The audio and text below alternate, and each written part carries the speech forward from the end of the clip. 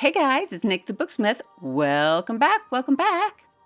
You might remember not too long ago when I showed the xTool M1 laser and vinyl cutter. Well, xTool reached out and asked if I would like to test out their larger S1 laser cutter. I loved the M1 so much, how could I refuse?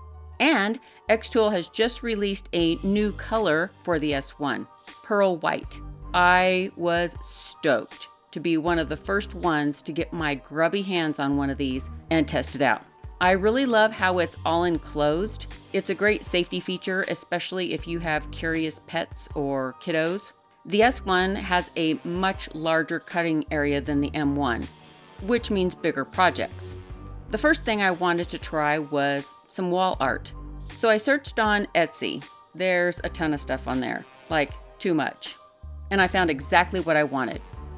All I had to do was open it up in XCS, which is the design software that comes with all of xTool's lasers, and then I could resize the layers to make the project size that I wanted.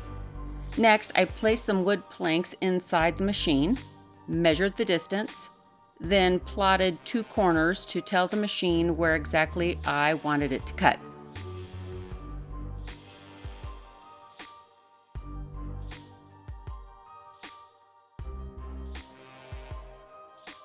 After setting the cutting power and speed, I hit start and I let the S1 do all the hard work.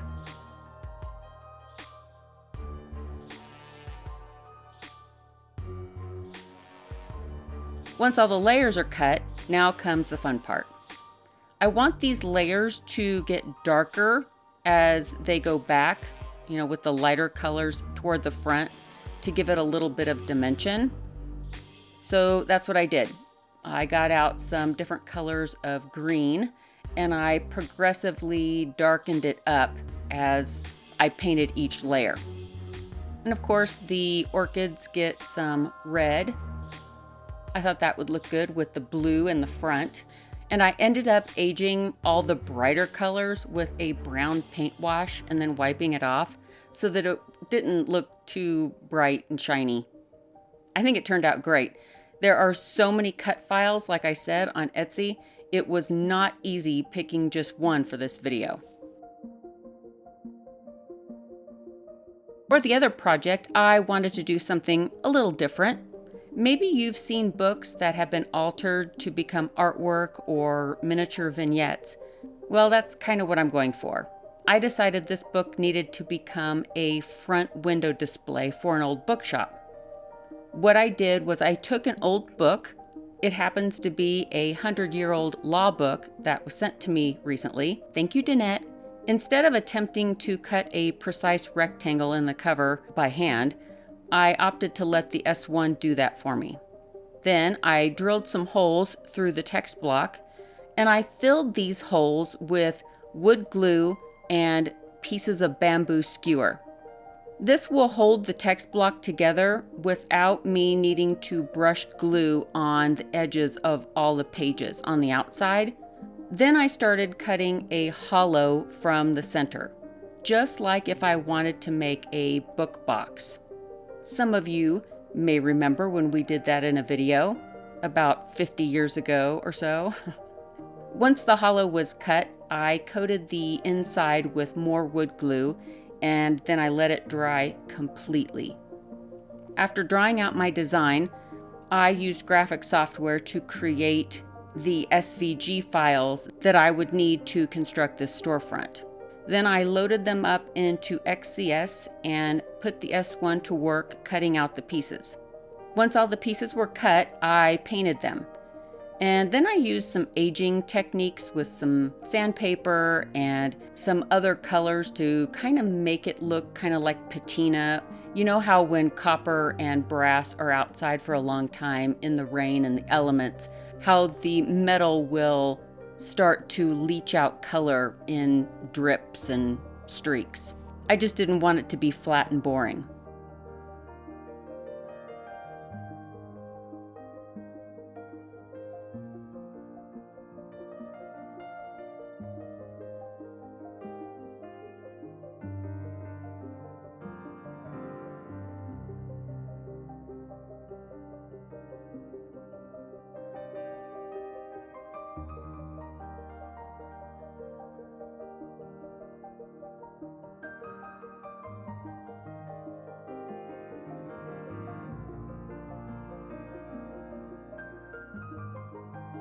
Then, after some more measuring and a little more painting, I installed the shelves that would become the window display for the bookstore. The little books were just pieces of scrap mat board that I glued together. Then I printed out some little miniature book covers and glued those to the outside. I ended up gluing the books together in rows and stacks. I figured it would be easier to put everything together that way. I went ahead and glued the front and back covers back onto the book before attaching the storefront. Some decorative items and a potted plant finish off the shelves. I almost glued on the storefront, and then I remembered the window needs glass. So I cut a piece of acrylic and I glued it behind the mullions and attached the whole shebang to the front cover. I love how unique and quirky this turned out. I think it'll look great sitting on a shelf or in a bookcase. Well, I guess that's it. I hope you enjoyed these two very different projects. Like I said, I will link below the files that I bought on Etsy in case you want to check those out. And a huge thanks to xTool for letting me check out the new Pearl White S1. It sure made cutting out all these pieces a breeze. Thank you all for joining me today. I will see you all really soon in the next video. Bye, guys.